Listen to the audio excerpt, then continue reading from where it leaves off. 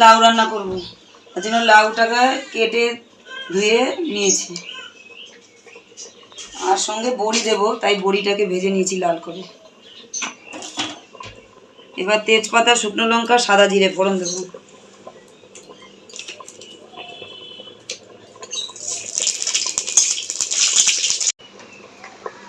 লাউটাকে দিয়ে দিলাম।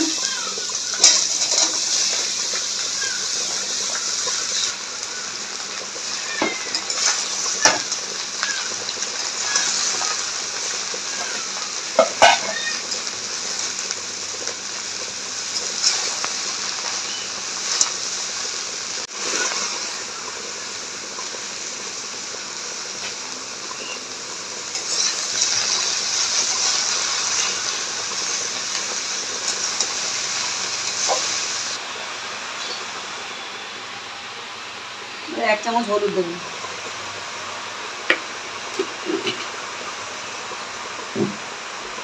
কাঁচা লঙ্কা, চেরা কাঁচা লঙ্কা দিলাম। এবার একটা থালা দিয়ে একটু ঢেকে দেবো। এবার চিনিটা দিয়ে দেবো।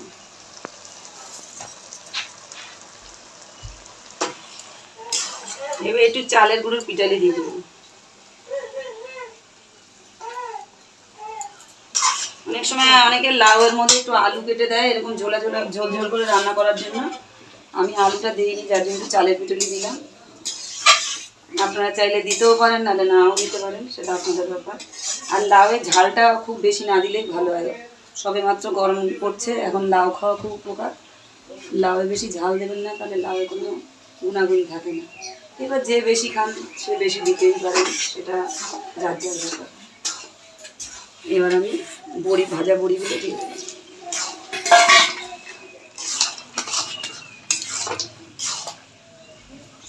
এবার ধনে পাতাগুলো কুচিয়ে দেবো।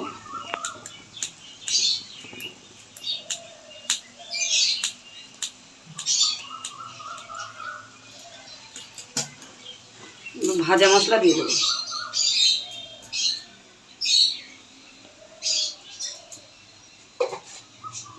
আমি কাঁচা লঙ্কা ছাড়া এক্সট্রা আর কোনো মশলা দিইনি